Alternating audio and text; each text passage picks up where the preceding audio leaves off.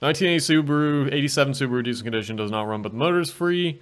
Car does not have title. Feel free to call our Texas. And Dunwoody was posted 6 days ago.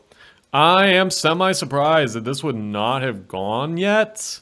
Oh, 75,000 miles on a 6-digit odometer. And you didn't even mention that in the ad. That's a rare bird. A Subaru GL-10. I am not at all an expert on Subaru models of this time period. Oh, actually, when I was a kid, one of our neighbors did have one of these. And they were like, kind of like the poor family in the cul-de-sac, because like, this was not the 80s. And I remember, like, they always had shitty cars. And, you know, there's the old joke about like, oh, I'm gonna drive this thing till the wheels fall off. Well, one day the mom was like driving this thing and the wheel fell off. It was a brown one. Brown one with a crank. It had a crank sunroof. And that was like the nicest car that family ever had.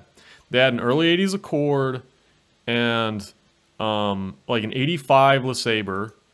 And then like the brakes in the LeSabre went to the floor and they got this thing to replace it. And then they had a 1990-89 Cutlass Sierra. Yeah, this was about the nicest thing I remember them having. This is so complete. Look, it's got all the hubcaps. Or most, it's got 3 hubcaps, I guess. Well, no, the 4th one is in the damn trunk. Look at that antifreeze bottle. That's not scary at all. Headliner's coming down. Seats honestly look in good shape.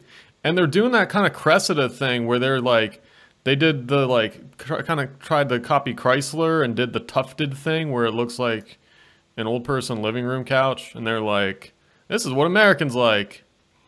Trip odometer. Somebody put 2 miles on the trip odometer before they parked it. Automatic transmission, digital dash. Yeah, this must have been some GL-10. This must have been some kind of upper end Subaru. Because you can tell they were just like throwing the kitchen sink at it as far as like things that Japanese people in the, or Japanese car makers in the 80s thought like Americans thought was fancy. You got your tufted seats, you got your digital dash. That kind of looks like a stereo with an equalizer, which again was, you know, top of the list for how do we convince Americans our car is fancy. Got your automatic. This is neat now. This is neat. It's neat. Does not run. Title status missing. Do you have a name? I want to know. He's in Dunwoody. He's in Dunwoody. That's like automatic trust. That's automatic trust. Sterling? Yeah, Sterling in Dunwoody. Kind of uppity ass name is that? Elon Musk's fucking 14th child right there. Look at this house too.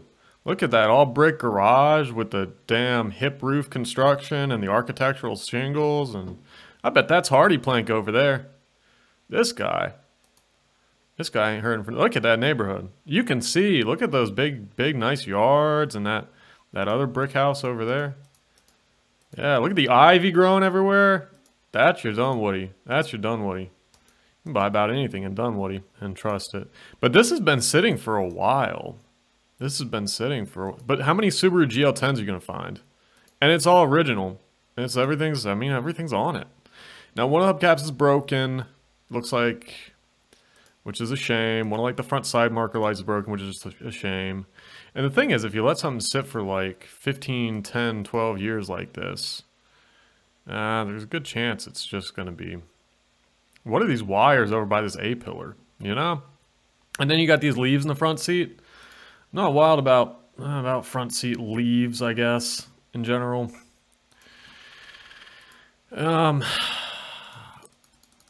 You know, for $1,000 and he put it up a week ago and it's still here, I would assume that he'd be willing to take substantially less, you know?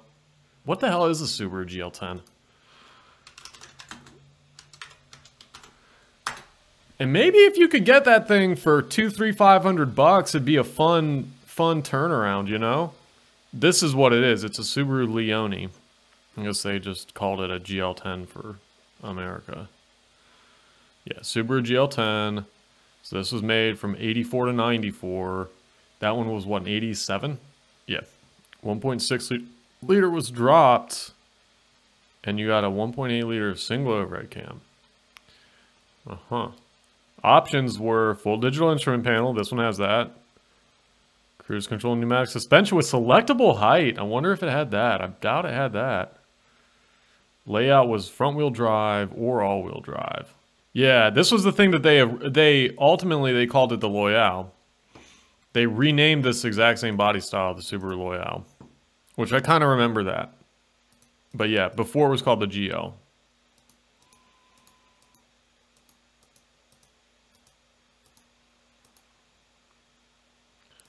Uh-huh.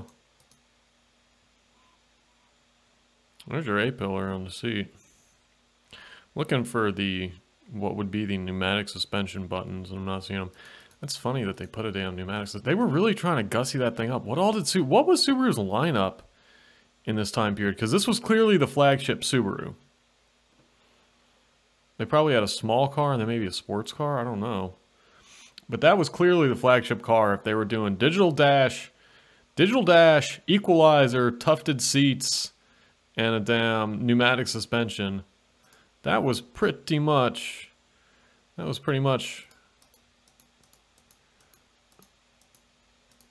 the fixings the Japanese like to put on a so-called flagship at that time. It was interesting.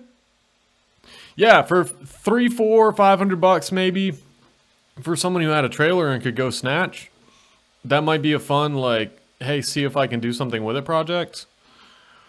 I don't have a trailer. Probably smart. I don't know. This is nice. $8 grand. Yeah.